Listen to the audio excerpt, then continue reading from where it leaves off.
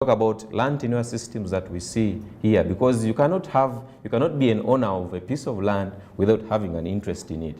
So the interests are vested in Uganda's constitution. The interest is vested into 4 aspects. We look at the freehold. We have the Milo title that is dominant in the Buganda region. Yes. And then we have the customary tenure. In basically it's always in western or northwestern, the Akwale region. And then we have the other aspects that we look at in terms of the leasehold. Because leasehold is also, I think it's also prominent here in Uganda, or specifically central, because this is an interest that you have in a piece of land and for a period of time. Yes. Because we have leases of 10 years, we have leases of 49 years, we have leases of 99 years, and the lease even goes up to 999 years. Oh! Yes. Okay. So that is a leasehold. I think it would be prudent, because you can have a leasehold title which can be transferred into a freehold title. So that is one aspect, because people didn't understand what real estate is specifically. But the third option, or the third aspect of looking at real estate, is in terms of a profession. So that is where focus is always, because when you look at the professions, earlier on you mentioned things like valuation, yes, surveying. That is the profession bit. Things to do with property management. I didn't hear you mention property management, because it's one of the improving developments that is coming in for the real estate yes, industry. in the real estate industry. So those aspects, that is what we always look at. But now when you look at an opportunity in real estate, you look at it in those aspects, those 3 aspects that I've talked about. Wow. Yes. Wow, amazing. Of course, twagambye leero twagala nnyo tegeera ekigambo real estate kyekiri, naye ng'ate twagala nnyo okusesira ku opportunity ki eziri mu real estate. Nze naawe ze tuyinza okuba nga tetumanyi, ate nga abantu mu nsi endala yonna bali mu kuzikozesa okwezimba. Of course, mu kutunnyonnyola ogambye nti bw'oyogera ku real estate wano mu Uganda, abantu abasinga we quickly run to houses, amayumba. Naye ne twerabira nti, if I get you right, real estate involves land itself, ettaka ennyumba kweri, ate real estate ly'ettaka n'ebintu ebiriko ebitavaawo, permanently fixed, if I get you right. N'ogamba mbate mu opportunities endala eziri mu real estate, otutunuliza mu ba property masters, ba surveyor, bangi nnyo kale b'ogenda otubuulira. So leero ntegeera nti n'enkyo ogenda twegattako, not so? So today I think let's concentrate more on understanding real estate and of course the preamble. What is some of the content of what you're going to deliver to our viewers today? Basically, I'll look at 3 aspects. One, I'll look at interesting statistics about real estate in Uganda, basically globally, real estate industry, how it has been contributing to the gross domestic product of countries, and then how the countries have been benefiting. So real estate itself, the sector real estate is basically a service sector. And when you zero down to Uganda's case, real estate contributes around 47%. Oh! That is specifically notes. The service sector contributes around 47%. Okay. Since real estate is part of the service sector, it takes the 10%. So by service, I mean things to do with the financial institutions are in, consultancy services, in accountancy. There are all those other services that are being provided, the surveying aspects and the rest of the things. So that contributes around 47%, and real estate takes 10%, which is a bigger percentage. And that is directly contributing to the gross domestic product of the country. But there are other things that you look at, maybe indirectly it contributes a lot. When you look at infrastructure itself, like earlier on when I was defining real estate, I looked at real estate in terms of land and anything permanently fixed on land.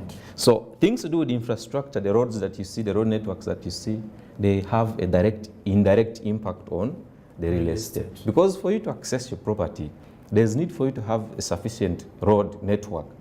There's need for you to have sufficient, those other aspects, or the infrastructural aspects that come enable you to access this.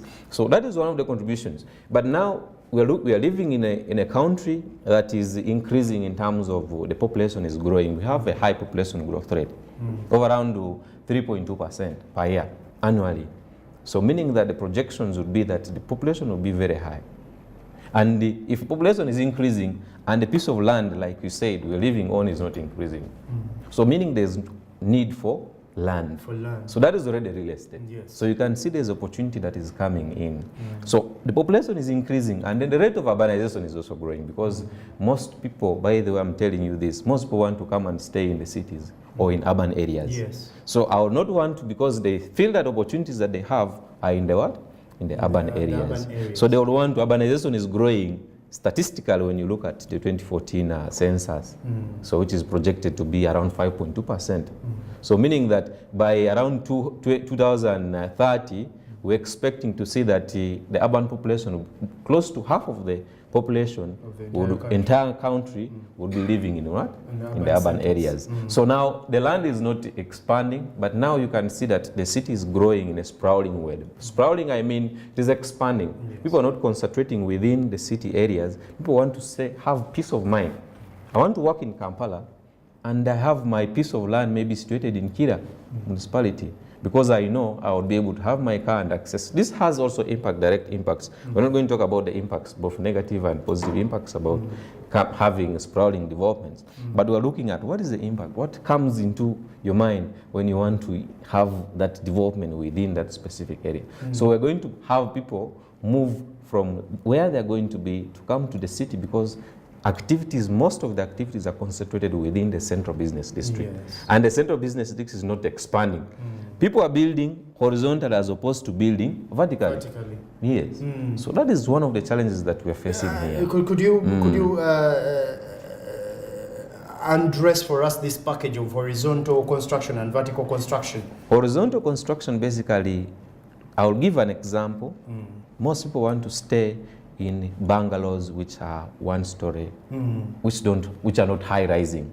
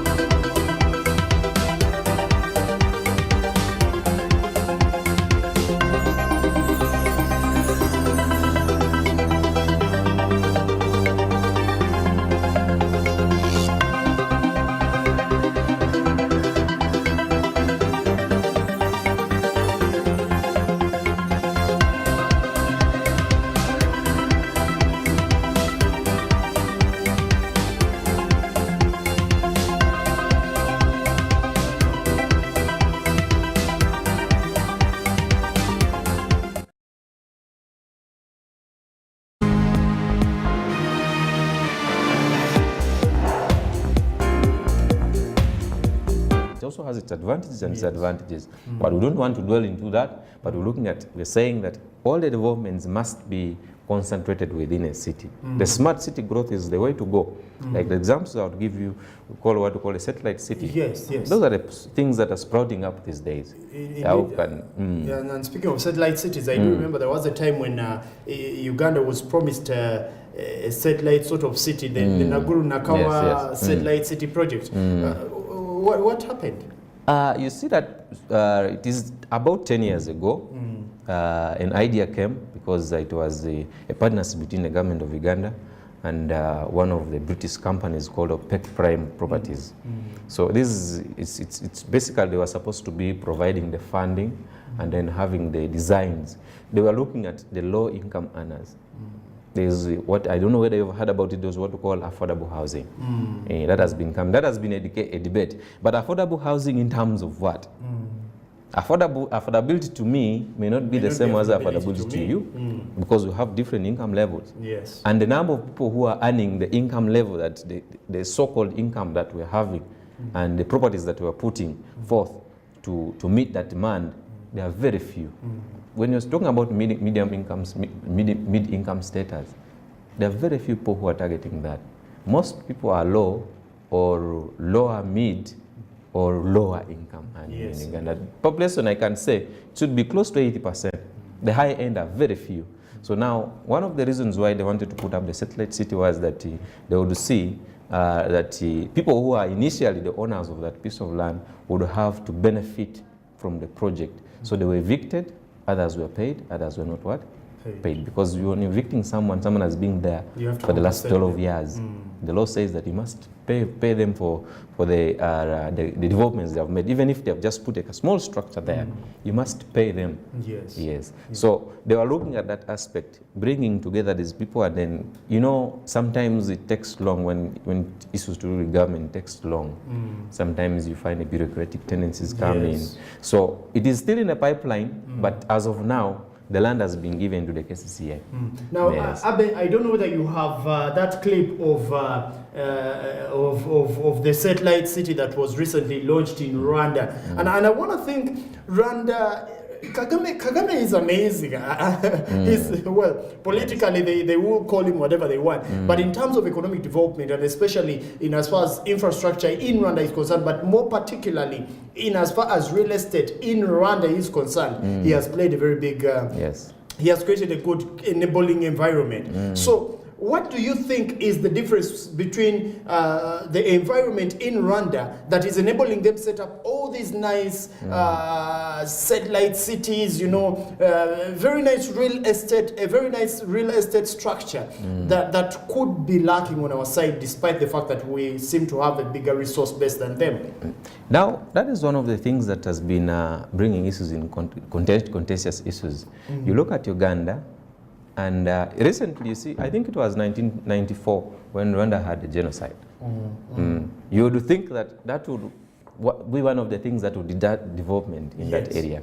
But now they are taking over Uganda in those aspects. It comes to issues of policy, because you can set a policy, but implementation is not there. You look at things to do with implementation.